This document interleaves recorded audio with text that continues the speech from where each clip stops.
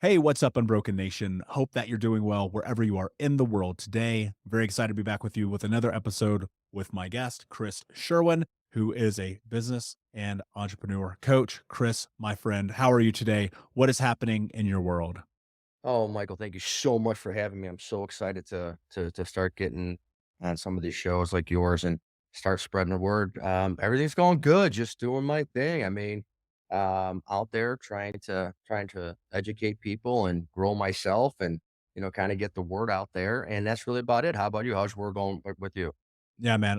Life is amazing. Every single day I wake up, I'm so happy that I get to do this. And it's such an honor to be here with you today because I've been looking forward to connecting with you, knowing a bit about your background and your history and what you've done. And I was just like, this dude's super interesting. He's had a journey, and I think it's going to be helpful for some people, especially to hear this kind of conversation that we're going to have today. So I've been looking forward to this. For those who do not know you, Chris, tell us a little bit about your backstory, the things and your experiences of your life that have led you to where you are today.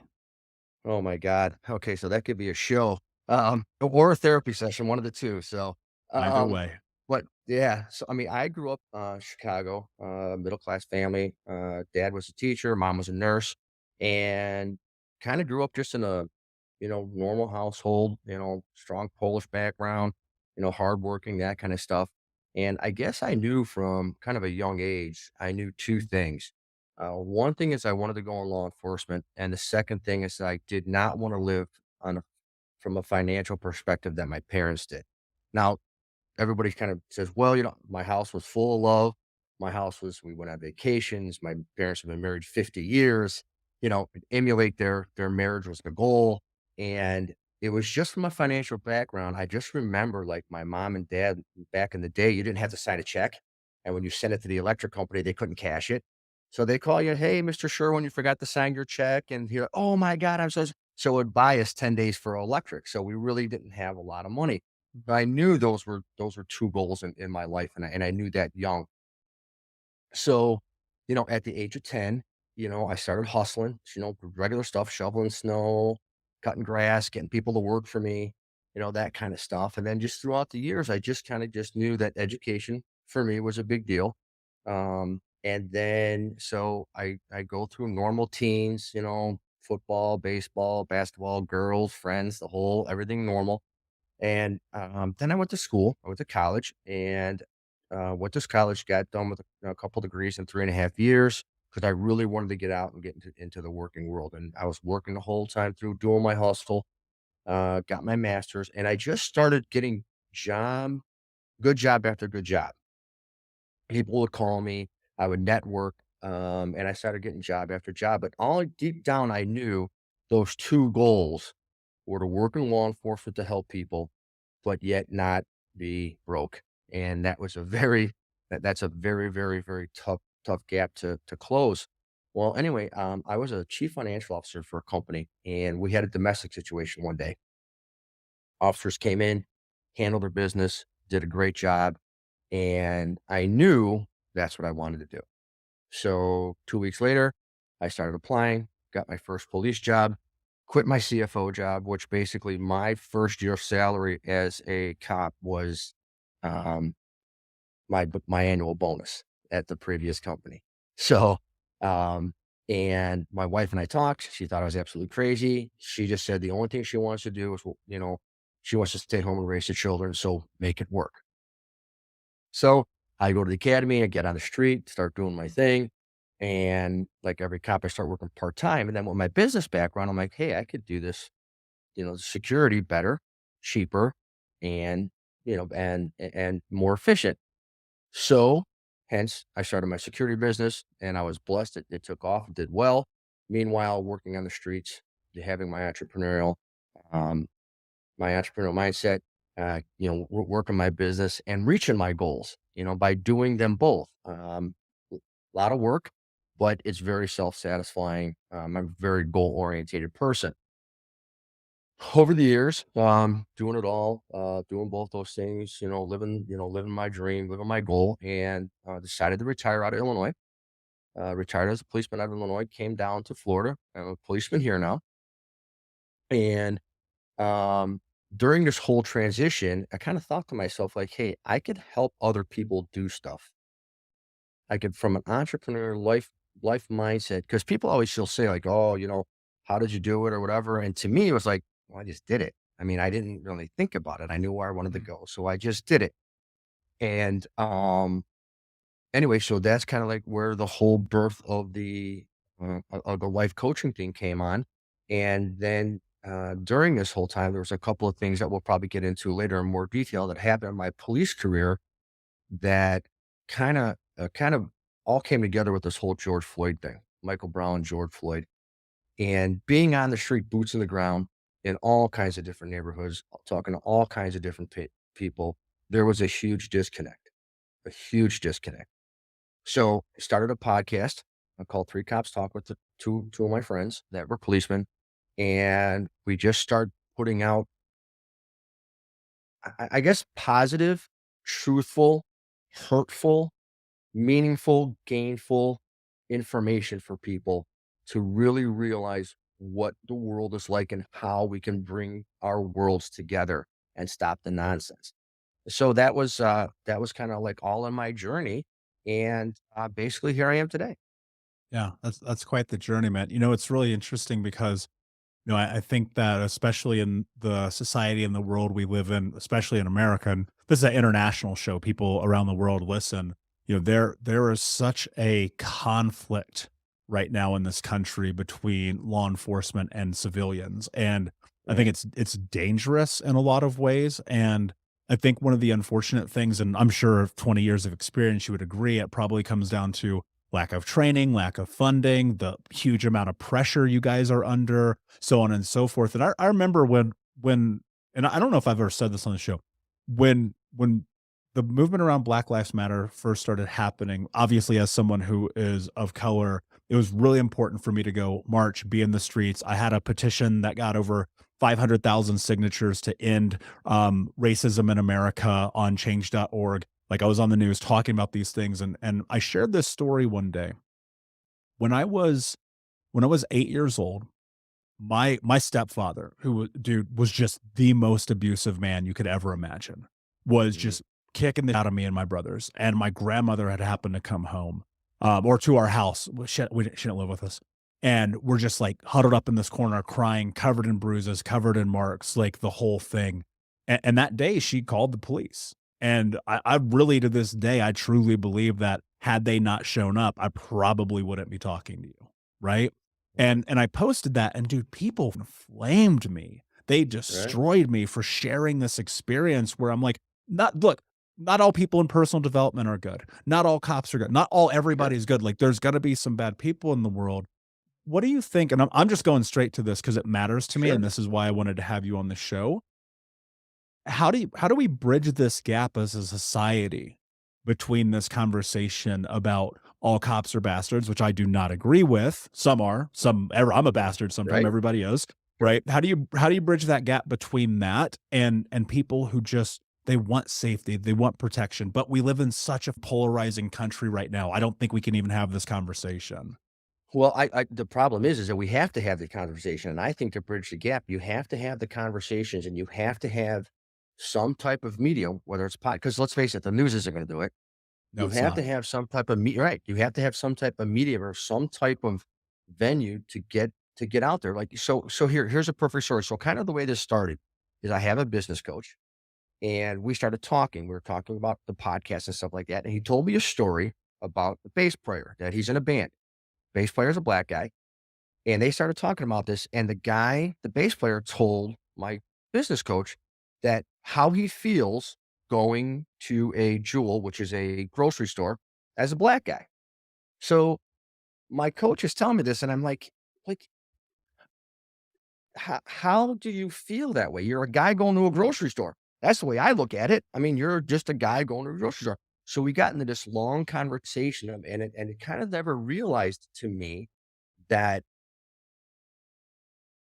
I think of it as a guy going to a grocery store. There are still people in this world that think of it as a black guy going to a grocery store. And I'm like, how is that still? How does that still happen? How does it like?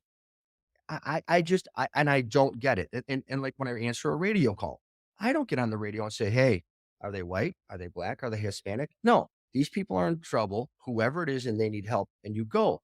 So as I was going through this and I'm thinking about this, I'm like, you just have to get out there and you've got to do something to help the people, everybody, understand from each other's aspect of what's going on and how it's not only feel, I mean, a culture, how you feel, what makes you feel that way. Like literally, I talked to this guy and and I'm like, okay, dude. So to me, I look at this guy going to a grocery store or whatever. He's like, but you got to remember, people look at me weird. And then he goes through this whole entourage. I'm like, okay. So to me, I didn't even realize that, but it's educational. Now I get it. Now I Yeah. understand. Okay, it feels a little weird. I get it. Now let's have a conversation to fix this. Let's have what do you call 'em? I call it like what speed dating. Let's have venues where you have the police, 2 policemen in uniform, which is, of brass. You have 2 true activists, the people that wanna change, not just spout off about all this and all that, but that really want change, and you have a room of 100 people, 10 tables, 10 chairs. Out of those 10 chairs, 1 chair is reserved for a policeman in plain clothes. Nobody knows who they are. Every 10 minutes, all you do is talk about life and how it is and police this and people that and whatever. Every 15 minutes, you change. And then when you're done, you reveal the policeman and say, "What have each one of you learned today, and how can we spread it to 10 people?" It's not easy, but but innocent people are dying, and people are getting hurt, and people are getting punished for things that don't have to be. Yeah. That's how I think you bridge it, by having conversations. Yeah, and I agree, and that's why I enjoyed checking out your podcast and what you're doing because you're having hard conversations, and I mean, even right now in real time, like expressing like you don't look, we don't know what we don't know, and Right. as a man of color, dude, I'm 6'4", covered in tattoos. Like when I see a cop behind me, it terrifies me. Right now, Sure. some of that comes from growing up and in the environment that I grew up in. And I'll be honest with you, and people on this show knows I'm certainly Right. not innocent of crime. So I have done some really Right. bad things in my life. But, today I look at it and I just simply think to myself, you know, we actually, and I don't think people really understand the truth of what I'm about to say.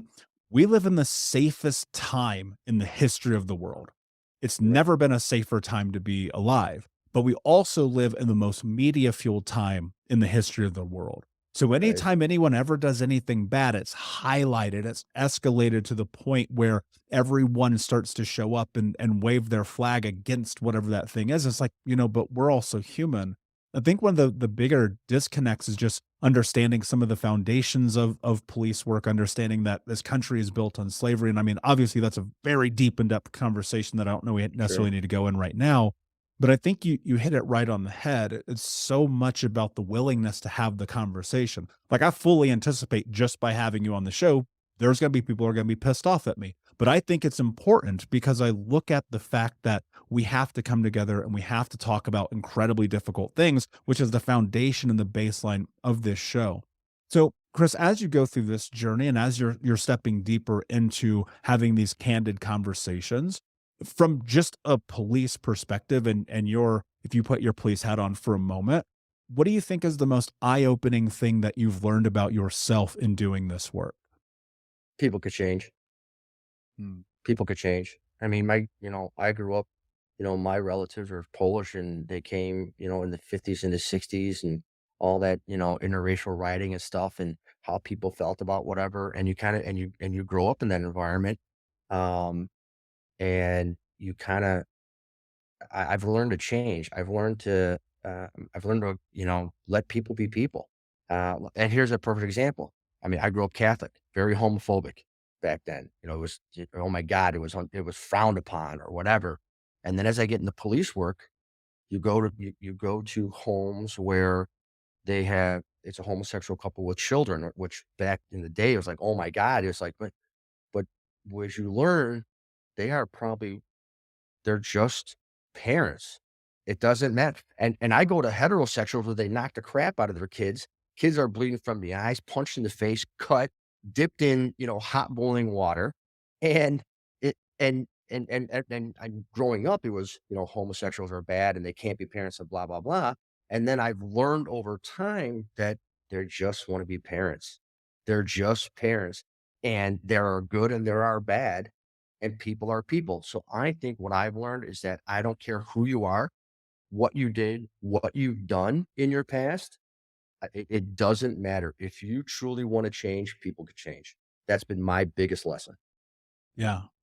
I fully agree with that, and I look at my own life and it's like, dude, I'm such a different person. I mean, even than I was yesterday, right? And I think that's a Sure. part of the journey and that acknowledgement and growing up, and obviously there's an age discrepancy between you and I, but I grew up in a very violent home, right? And I Mhm. look at my life and I'm like, I'll never be violent towards a child, right? And I've Sure. changed just the way I think about violence and self-talk and so many of those things in general.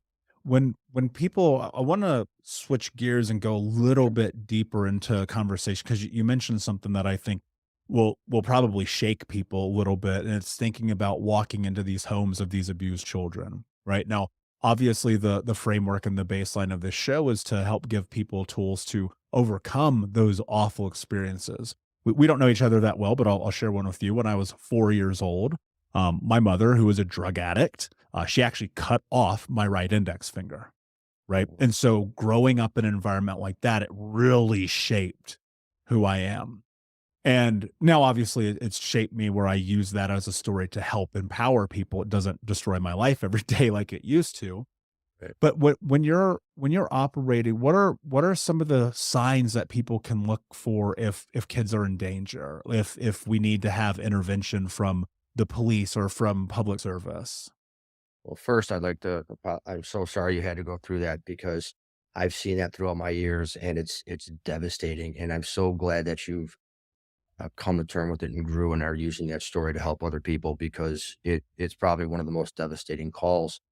But I think what people need to look for is, you have all the tall tale signs of disheveled clothing, bruising, um, they, um, they withdraw. They don't play well with others. They become violent on little things. Um, and I also think that people need to listen because kids will tell you in their own way, maybe not use the words, mommy hit me or daddy hit me or, mom slammed my fingers in a microwave or whatever. They won't tell you that way, but they'll use words like if little Tommy uses one word to describe something for 6 months, and then he uses another word to describe something, that has to be a clue for somebody because they will tell you. Even though they're afraid, that's why they won't tell you verbatim, but they will tell you in the way they look, the way they act, and the way they speak. You just have to be cognizant and you've got to listen. What do you do with that information? So what I do, normally when we get involved as the police, it's already, we're there till DCF shows up and a grandparent, another parent, or a guardian. Um, so we see it till the kid's safe. What you do as a civilian is you report it because here is my take on this, and I'm gonna get probably get a flamethrower email from 1,000 people. It goes to see something, say something. If you don't think something's right, say something. Take it in the context. Because if DCF showed up at my door, I'd be like, "Okay, what's up?" "Well, we got this report, that this, and this report that." "Okay, come on in, look around. What do you need? What do you need?"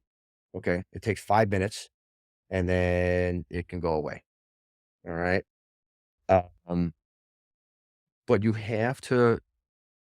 just can't fly off the handle and start calling DCFS for every little thing. I think there's enough avenues where you can get enough people involved to make an educational decision how far you take it, whether it's another teacher, a friend, or whatever, run it past somebody. But take that information and let's just say you're just like, okay, it's just weird, but it doesn't rise to the level of. Just keep that in a back file of your head, because then the next time it happens, now you got two. Now we have to look at things a little deeper. But take that information, either store it or use it. Yeah, and I think you hit something right on the head. It's like you have to be willing to And look, you might lose friends in this process. You might Right. lose family members who are gonna be pissed off at you because maybe it's not even what you think it is, but more often than not, it actually is what you think it is. And I think that as individuals, and I think maybe that's really difficult because we live in a very separated time, Mhm. as opposed to ever before. And Right. the dangers of abuse live in your cell phone now and on the internet and child trafficking. I sponsor a nonprofit called OUR, Operation Underground Railroad, where they help rescue children from child trafficking. And it's like Mhm. they find kids from video games on phones, right? I mean, Right. it's literally everywhere now. And so I think there's a level of diligence that one must play in order to do that. And recognizing that like reaching out to the police is not a bad thing. I think that Right. there's a conversation that I've had in my head about this. I'll give you a perfect example. I was on the highway, um, gosh, probably about a month ago, and it was later in the evening. It was probably like 10 o'clock at night. And somebody's drunk on the highway when they're driving on the shoulder at 10 Right. o'clock at It's a night, clue. It's a clue. Right. right? It might be a telltale sign. And so I pick up my phone and I call the police. And for a moment, there's hesitation, right, Chris? Because there's a hesitation because I go, well, what happens when? What happens if? And I think because of even the program I'm trying to move through, through media, through television and movies and all the exposure I've had, it was like, okay, if I call the cops, or will they hurt that guy? Will they kill that guy? Blah blah. And then I thought to myself for a second, well, wait a second. What if that guy causes a 10-car pileup and a pregnant woman Right. dies and her kids are in the back of the car and things like that? Right. And I did, and I made the decision. Now, and one things that I know because I've done it before is, like, report it anonymously. They asked me my name, I said, "I don't wanna give you my name, it's anonymous, go and find this guy, he's right here." How do there are people who are just terrified to reach out. There are women right now listening, or men who are being abused in their home, maybe their children are being hurt. There's all of these different reasons why it would make sense to have police intervention, and a lot of it's in these very dangerous situations. Why do you think it is that people do not reach out in those moments, especially of danger, and often, as too late? And how can we give them some tools to feel safer to do so earlier? I think it's fear of repercussion. I think obviously the children don't reach out because then they're going to get the shocked out of them by whoever the abuser is. If they come in and they, by the time that the police or DCFS get there, they set the stage. They got milk in the fridge. They've covered the bruises with turtlenecks or whatever. They had a chance to set the stage. But when that person or DCFS leaves or the police leave, they're going to get the snot knocked out of them. I think it's fear. The second thing is I think it's also fear from an adult standpoint that they're afraid to lose friends. And listen, I've done a number of things, and just by what you're telling me, by getting out, getting from where you were as a child to where you are now, it took a lot of self discipline, self reflect, hard work, dedication. So for you to go, well, listen, if I lose a friend because I'm going to report something that I think is an abusive situation or bad, and then so be it. I'll make another friend. I'm the same way. I'm not afraid to lose friends. For stuff that is so important to me, and I don't care what it is, whether it's child abuse or my view on whatever you know guns or abortion or whatever. I don't care. It's what I believe in. I'm not afraid to lose friends. And I think if we get over the fear and realize the outcome can be this child will live another day. This person will not go down the road and kill a a school bus of children. And I'm willing to lose that to gain this. I think that's over. And number two, as far as like the whole, are the police going to kill them or whatever? I think you and I could have a whole different show on that. Um, but statistically speaking, people make their own beds and they lie in them. And for anybody to worry about the person who is committing a crime, driving drunk on the road, abusing a child, to get over that fear of what could happen to them based on their interaction with the police, you got to kind of put that aside because the probability of them getting hurt by the police is substantially lower than them hitting somebody and killing them, or abusing a child till they die.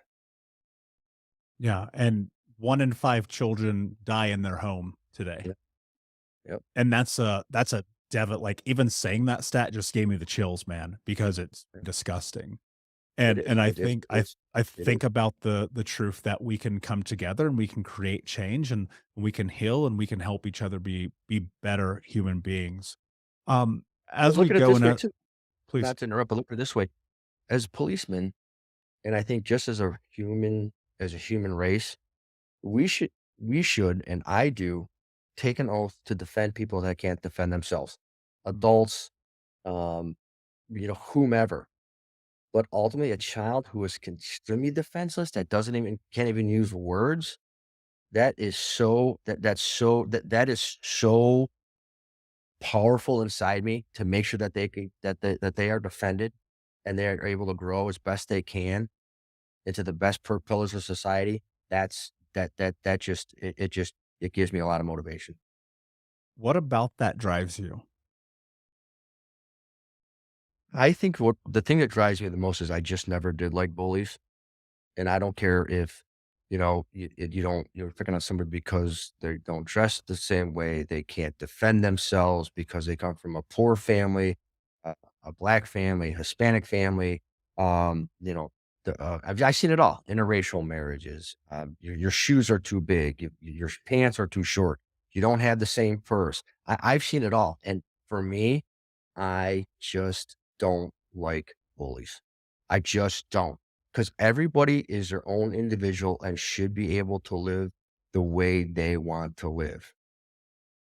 Yeah, That's what drives me. yeah, I agree. Now, what was that because you experienced bullying as a child, or was it just you just felt like you wanted to stand up for people? I don't wanna say bullying because I really was never bullied because I was a bigger kid and, I played football and stuff, but it was, I guess, I guess you could say it was a sense of bullying, but it was more of a mental thing because I didn't wanna go to parties. I wanted to work. I wanted to work on my business. I wanted to go out and get 5 more houses to cut grass so I could charge $5 and pay guys 3 and make 2, or, I didn't wanna go out and get drunk or whatever. I wanted to work on this and work on myself, um, and so it was more that I wanted to be me. I didn't wanna be anybody else. And I think a lot of people took that, like I was kinda weird, kinda different, especially growing up. Like, everybody's going to parties and, doing whatever they do, and I'm like, "I just wanna go home, sleep, because I wanna get up and, work on my business or be an entrepreneur." And I think that kinda drove me because, um, I wanted to be me. I wanted to be the best part of me or the best product of me I can, because I get one shot at this.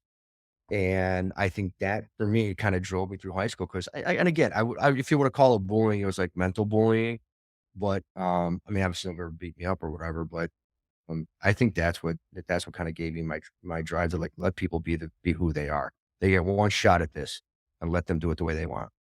Yeah. Yeah, I think we do have to give each other the space to step into whatever it is that you decide is best for you. When you were growing up, did that sense of so I grew up a Boy Scout and I felt this is weird. You've seen this, but most people probably don't relate. I grew up a Boy Scout in the hood. It's a very strange experience, right? Right, And right. but it played a really beautiful, important role in my life. I thought I was going to go into the military. I destroyed my knee. I couldn't get in. Also, I had graduated with a 1.2 GPA, so they weren't Mhm, gonna let me in anyway. right. And I didn't have a high school diploma. And so my my sense of service as a kid was like, all right, well, I can't do that, so whatever. How do you think people just in the day to day can be of more service to their family, their friends, their communities? Because I think most people think to be of service, they have to be a firefighter or a cop or in the public service. But I don't know that I necessarily agree with that. So how can people be of better service just in the day to day? I just think, I mean, you don't have to be a firefighter or a paramedic or a policeman or whatever to be in service. You just have to be a good person and be able to help people. I mean, and just and speak your truth and speak your story. I mean, I'm not ashamed to tell my parents that I love them dearly, but I didn't want to live check to check and, and whatever. And I go out and I strive to do that. whether it's nephews or nieces or people on the street um, that are like, well, I may not, or I don't want to, or whatever. Just be there for them and be a sounding board. Be a positive role model. Like, if this is something you don't want to do, don't do it. If you do want to do it, do it. I'm here for you. I think to be of service, you have to treat people well, try and bless people if you're blessed, be there for people, and point them in the right direction. You don't have to carry a gun or put out fires. You just got to be a civilized, good human being that when people need some assistance, you're there for them or offer it for free to whomever. Yeah. I totally agree. And you said something about like speaking your truth, like being honest. And I think a lot of people are afraid to do that. And it sounds to me like you've had the privilege or luck maybe, right, of being able to step into that from a young age. For me, it took I mean, I'm probably still figuring it out today, right? And I Sure. think a lot of people are, but what Absolutely. how do you kind of step into that? How do you actually own and speak your truth, especially if you know it might upset somebody? Because I piss people off all the time, so I get it. You and me both, bro. You and me both. I just think that you have to be comfortable with it and you don't get emotional about it and you speak from the heart. I just think that this is me and we could and allow you to have your opinion, but yet we're still civilized human beings that can be friends just with different opinions. But the goal is the same, whether you're talking about, world peace or, maybe, uh, going into your community and reducing crime in this community or reducing teen predator, whatever it is, just because you have a different idea of it and I have a different idea of it, that doesn't mean we don't have the same goal in common. But we can hopefully sit down and you'll be able to give up a little. I'll be able to give up a little, meet someplace in the middle and solve this. So for me, it's just going, what is your end goal? And don't deviate from your true self. And I think if you run into enough people, there are going to be a majority of the people that actually want to sit down and talk. But if you give them the avenue not to be afraid and not go, that's ridiculous, and go, okay, I hear what you're saying. I don't agree because of this. I think if you actually sit down and give people the avenue that where they can speak their mind and speak the truth and listen, they don't have to be afraid. I think that's a big part of it. Don't why should people be afraid? Why should you be afraid to tell me how you feel or how you grew up or that you're afraid when you get pulled over by the police? Why? Okay, let's talk through it. There's been times I've been on stops with people that I was out there for 15 minutes on a basic cell phone or whatever. And as soon as the young man said, you know what, I was scared I was going to get shot. Okay, guess what? Here's the deal. You're not going to get shot because you don't have a gun, right? No. Do you want to kill me? No. Okay. I was out there for 15 minutes having a discussion with this young man.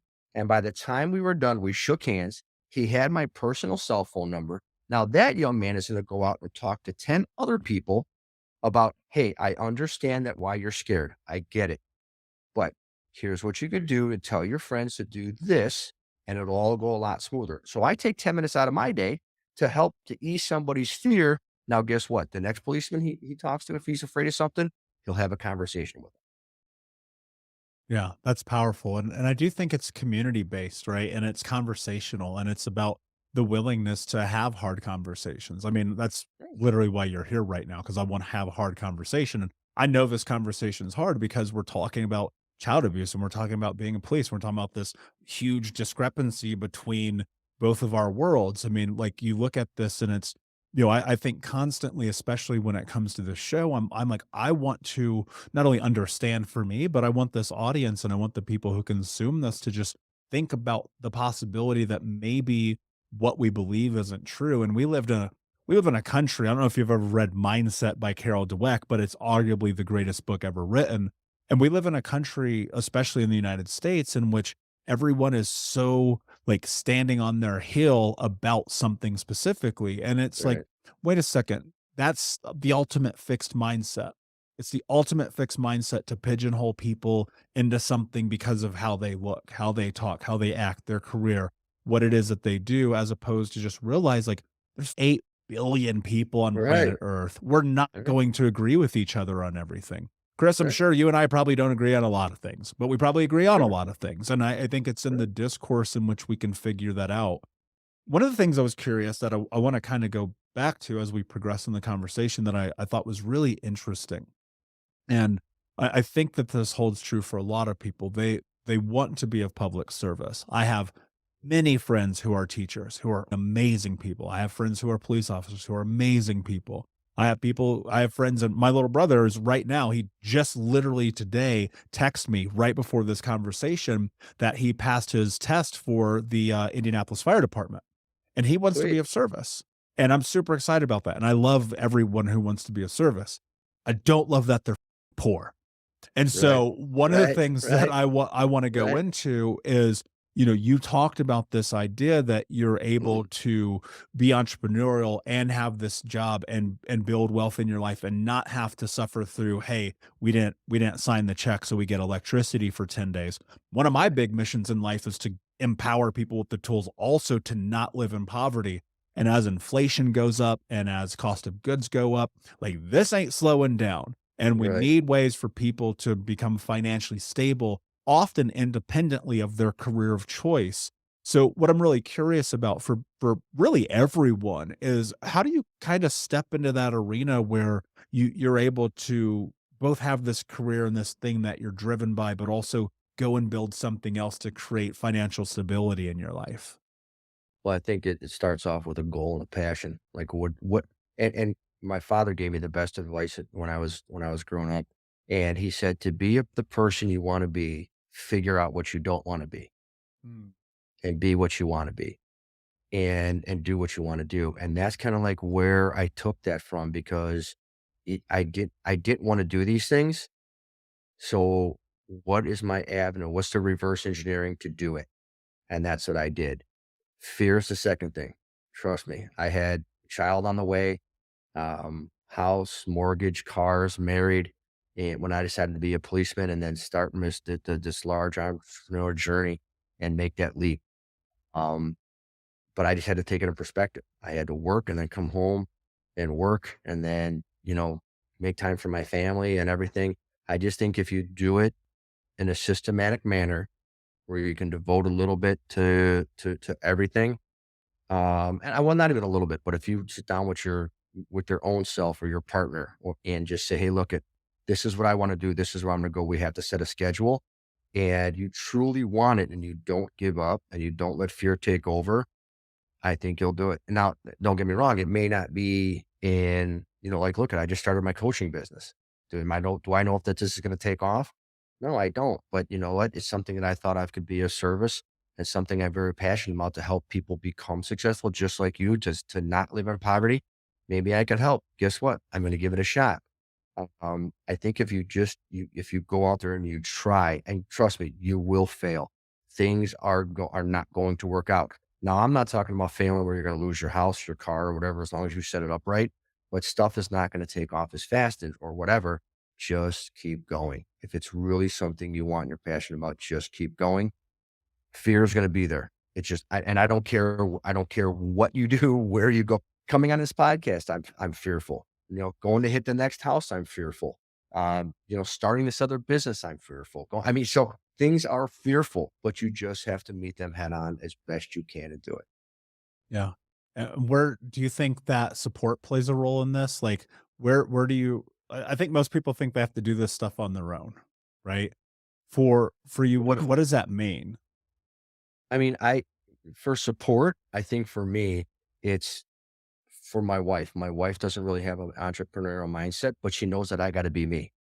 She looks at me like I got 9 heads. She doesn't understand, but she lets me be me. And then I engage with people who have that mindset. And it gives you motivation, it gives you encouragement and stuff like that. And again, I also think, with the people that don't necessarily think the way you think, if you have their support of by like, okay, crazy, you do you. I'll, and then and like here, my daughter and my wife's, they'll come in and say, hey, dad, come on, time out. let's do an hour or whatever. And they have every right to do, where I'm sure when they first started, they were afraid to, you know, but you've got to talk about it. And that's where I think that's where your support comes from. I think your support comes from people that love you and either are like, hey, your cheerleader, or they let you do you. And then you have these other people that you're networking and your friends and everything that are there from a entrepreneur standpoint, life standpoint, that are there to support you. Yeah.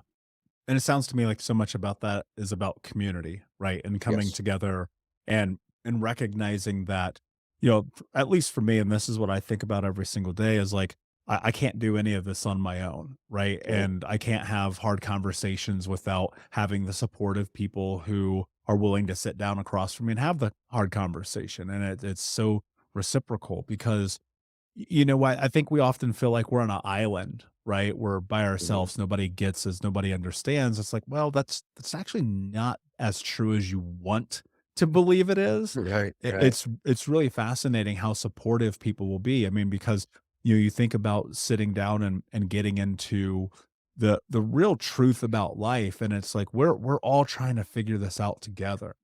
We Right. don't know what we're doing.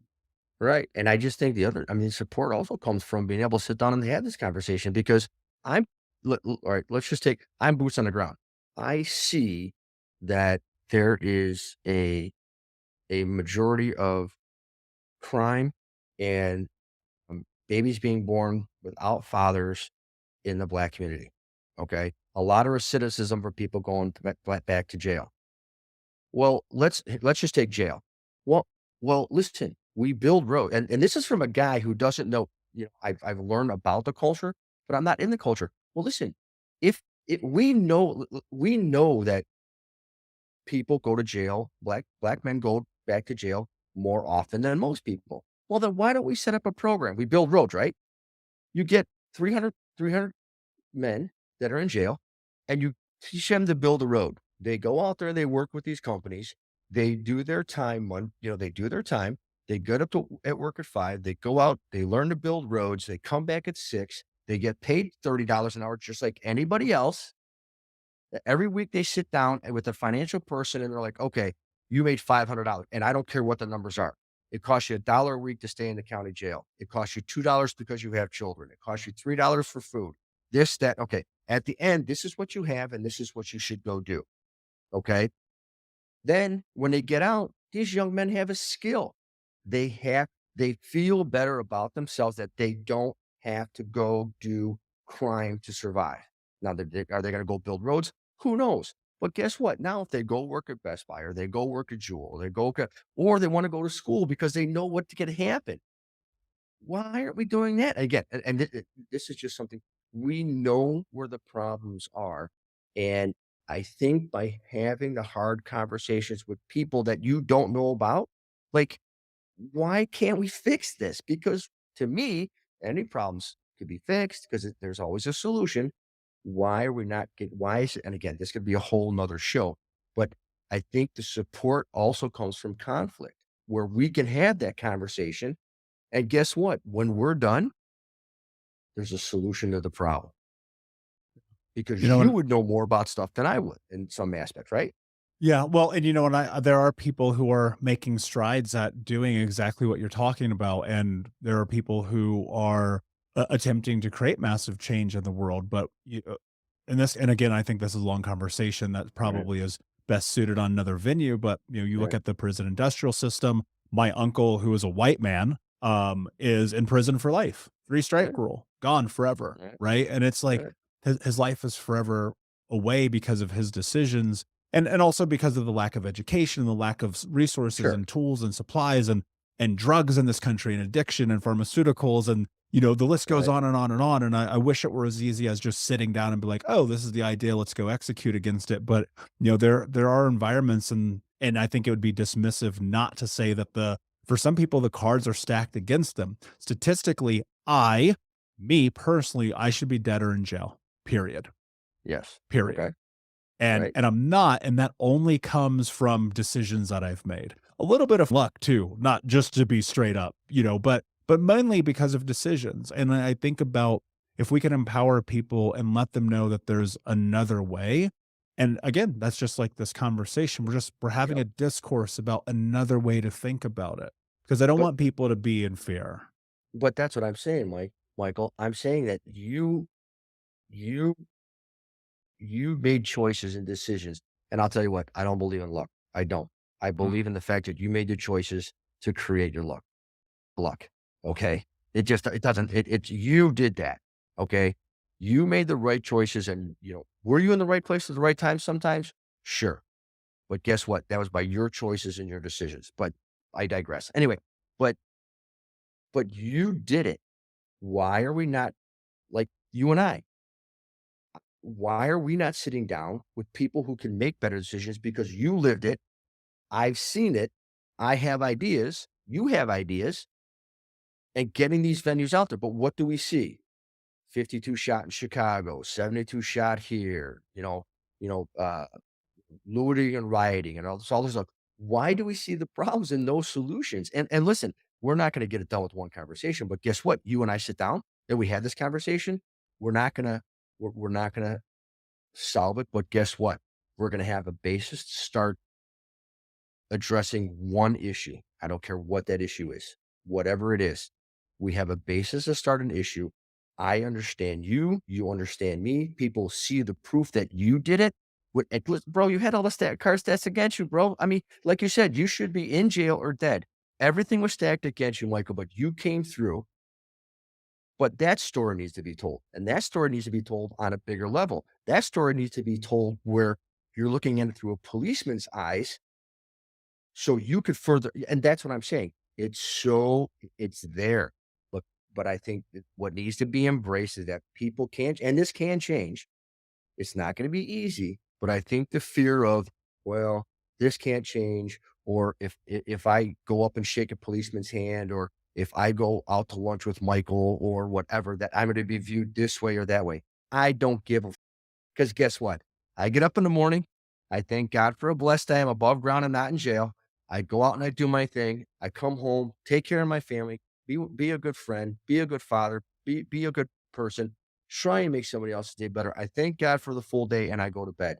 I don't care what people think, but I do know that I wanna make a positive impact that day. Yeah. And I mean, and that's the same. And that's why when I decided to bring you on the show, I thought to myself, if there's one thing I hope people will take away from this conversation, and really obviously not knowing what it is, this isn't scripted. You and I are having a conversation. I thought to Right, myself, the one thing I hope is that at least we could plant a seed. At least we could good, have a conversation in a way that is hopefully enlightening to people for one thing only. And, right, not by my own forced hand have we landed here, but my thought was my only hope in this conversation is that we could help erase some of the fear of people reaching out for help and support from law enforcement when they're in danger in their home or when their right, kids are in danger.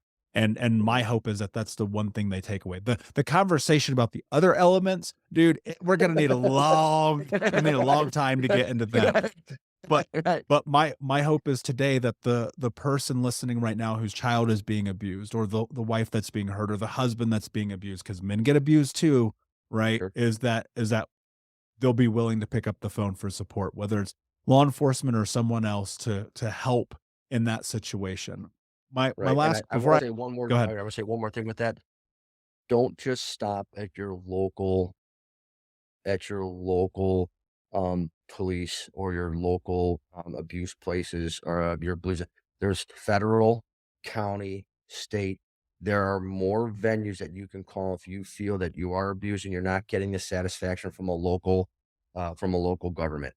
Please, there's more venue. Local, federal, state, county, please. There are other avenues to get help. Anyway, I'm sorry, go ahead. No, I love that, and thank you for adding that because I think it's really important. Chris, I wanna thank you for being on the show. Before I ask you my last question, tell everyone where they can find you and learn more about your podcast. So my podcast is 3copstalk.com, the number 3copstalk, .com. Gmail, is also if you have a suggestion for a show or you wanna be a guest, number 3copstalk at gmail.com. And then obviously wherever you get your podcasts, 3 Cops Talk, please download, listen, subscribe. And seriously, if you have any ideas, reach out to me. And if you want to, there's some life help. I just started my coaching business, the Coaching Cop. You can find that everywhere through coachingcop@gmail.com. But seriously, reach out to me anywhere so we can start having these conversations, because it's, as much as people don't think that this is true, it's hard for cops to go out each and every day to see the shenanigans that are happening. Then we could have solutions. Yeah, I love it. And hopefully more conversations like this will lead us down that path. My last question for you, my friend. What does it mean to you to be unbroken? What it means to me to be unbroken is you have to be you. You have to stand up for who you are, what you believe in, where you want to go, and you have to allow it to be a safe place for other people to be themselves and let them get to where they're going and help them along the way. That's unbroken. Brilliantly said, my friend. Thank you so much for being here. Unbroken Nation, thank you so much for listening. Please like, subscribe, comment, share, tell a friend. And until next time, my friends, be unbroken. I'll see you. Thank you so much for listening to Think Unbroken. Please share this episode with someone who could use it and help us move forward in our mission of ending generational trauma in our lifetime. And if you would, please take 5 seconds to pop on iTunes or Spotify, hit that 5-star, leave a review, and you can also reach out to us on social at Michael Unbroken or at Think Unbroken. And of course, you can check out our YouTube channel at Think Unbroken. Thank you for being a part of Unbroken Nation, my friends, and until next time, be unbroken.